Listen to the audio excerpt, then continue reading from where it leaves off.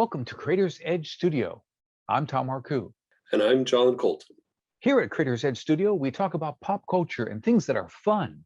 And we have the philosophy, teach me something I can use. In this episode, we're talking about the upcoming feature film, Spider-Man, No Way Home. Yes, we're going to have a trailer reaction. Also, we're talking about Tom Holland, Zendaya, AlfredMolina, DOctopus. And we're going to talk about writing material that is unexpected and how to place a great twist into your story. So John, you saw the trailer for Spider-Man No Way Home. What's your take? I thought it was very unexpected. It was exciting. It feels like a comic book movie. Yes. It just confirms how great a decision Sony made to partner with Marvel. Yes. In short, it looks cheesy terrific. No. Yeah. Well, I think for me, it's a level above cheesy terrific. Well, the action and everything looks world class. I love this series, how they've nailed Peter Parker. Yes. And all the interpersonal relationships are done the right way. Mm-hmm. One of the things that I got from the trailer, this seems like an amalgam of two different storylines from the comic books that were written by J. Michael Straczynski. Really? The first one is One More Day, which was kind of a reviled story when it came out. Because Marvel Comics at the time, they wanted to get rid of Peter Parker's marriage to Mary Jane.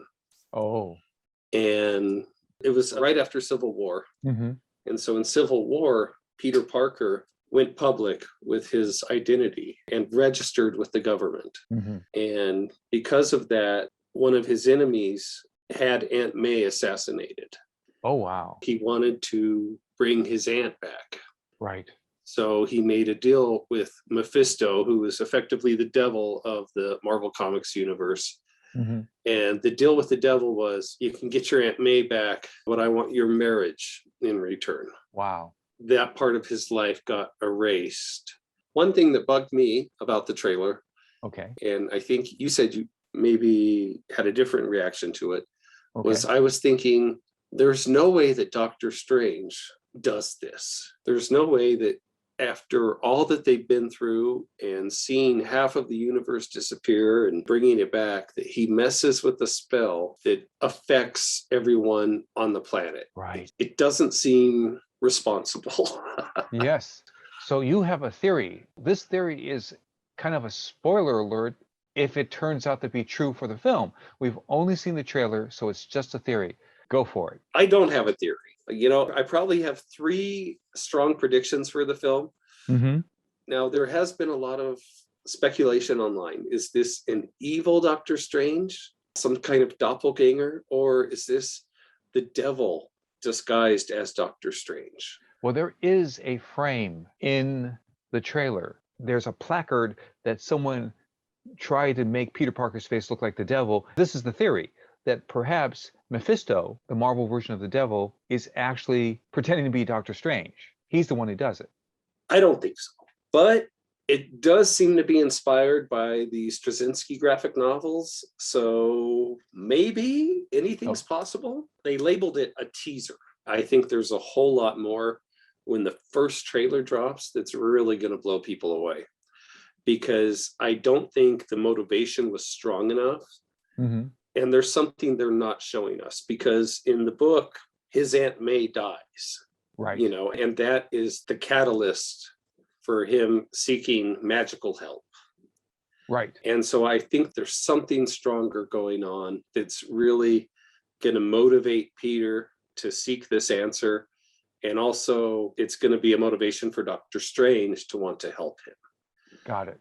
When you break down the trailer step by step, there is a flash image. It's a fraction of a second. It shows the lizard. Oh, really? We see Doc Ock very clearly. We see a goblin bomb.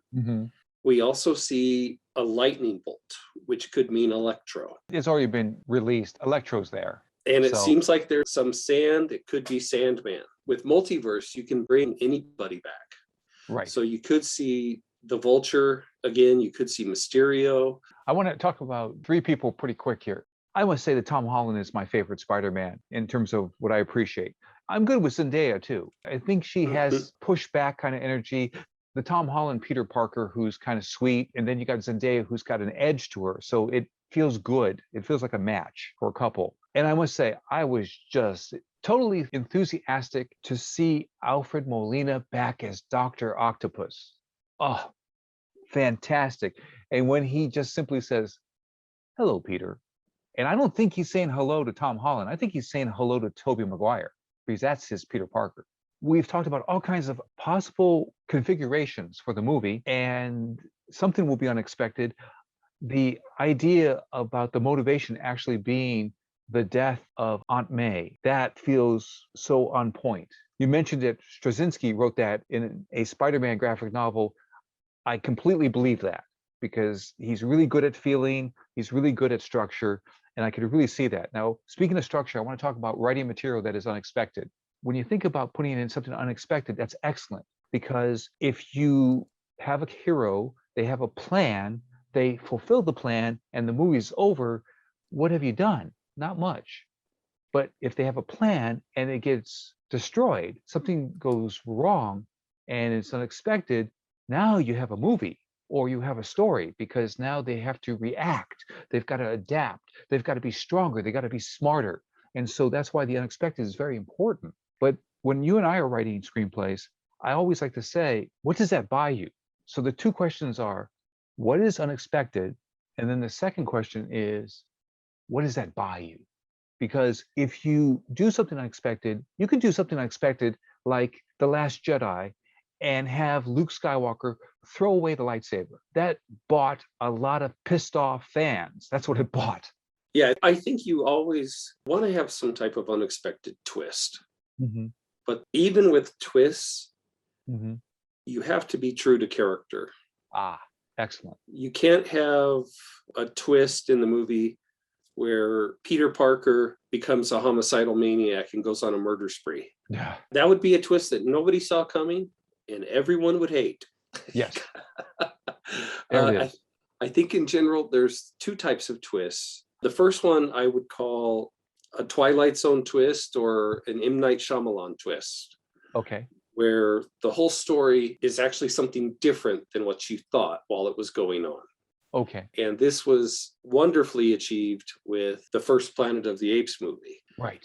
Of course. And they get to the end and Taylor is exploring the Forbidden Zone and then he realizes he didn't go to another planet. He's been on Earth the whole time. Exactly. And you know who wrote that? Rod Serling wrote that screenplay. Great writer. And the creator of the Twilight Zone. Yes. So of course he would do a twist like that. Perfect. I think the other type of twist, and this is probably more the thing you're getting at, was executed very well in the Amazon movie with Chris Pratt, The Tomorrow War. Yes. Every time they set a goal or an agenda, Right. and they will state what they're going to do, what's going to happen, and it doesn't happen. Everything goes horribly wrong. Yes. And they have to recalculate and readjust. And so every time we hear our hero's going to do X, X goes wrong. And so then Y or Z happens. It's like, oh, we're going to do this basic training and you guys are going to get trained for a week. Oh no, we've only been here a day and a half. We're going now. We're going to teleport you and you guys are going to land in Miami. Nope, you're falling out of the sky. Yes. Good luck. Or you're going to rescue these scientists. Oh no, the scientists are all dead. Right. You're going to get rescued by these Humvees. Here come the Humvees. Oh no, the Humvees are all dead. Right. And the whole movie works like that. And that every time they tell you what the plan is, the plan goes horribly wrong. Exactly. So I'm going to build on that briefly. I'm going to talk about how to plant a great twist in your story. And I want to say yes to the process of coming up with a twist. So every letter of the word yes is going to have a method. Y stands for yearn for a character reveal. The other kind of twist that happens often is that we learn something new about a character. We thought that this character is the friend character, but no, this character is actually working for the bad guy, or this character is actually the bad guy. There's a reveal about the character. So that's why yearn for a character reveal. E is earn the twist with foreshadowing. A twist that happens that comes out of nowhere is a cheat. It feels bad because it's not logical. There was nothing that set it up. So it is a concern that we foreshadow. So it feels inevitable that when you look back at the story, you realize that there was a hint. There was some foundation put down. You didn't know it at the time, but it feels appropriate. It feels inevitable. And that's why you earn the twist with foreshadowing. And finally, S is set up the second best ending and then top it. And this idea was originally devised by Andre Jute. Andre came up with this idea that he says, use your second most favorite ending, and then you put in your favorite ending after it. What an interesting and original idea about how to bring the audience to a certain point and then surprise them. And that's why I like to say, set up the second best ending and then top it. So now as we come to a close, is there a detail that you would like to add, John? I think that's a good point. And I'm trying to think of a movie with kind of two endings. And the one that comes to mind is Alien. Spoiler alert. Yeah, it's from 1979. For those of you who haven't seen it yet, you've had plenty of time. Okay. But the character Ridley, she launches away from the main ship and she's in some type of escape shuttle. And so you kind of get the feeling the movie's over. And she did it. Yes. And then, surprise, there's an alien in the escape shuttle.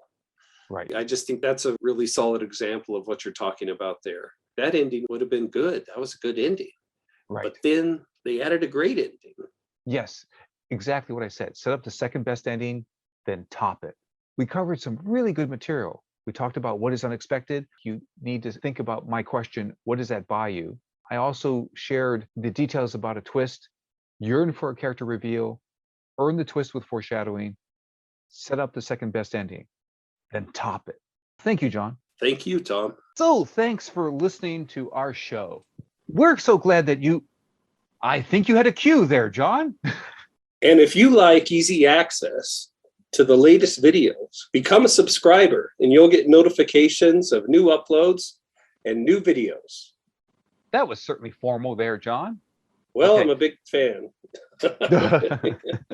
Catch you next time.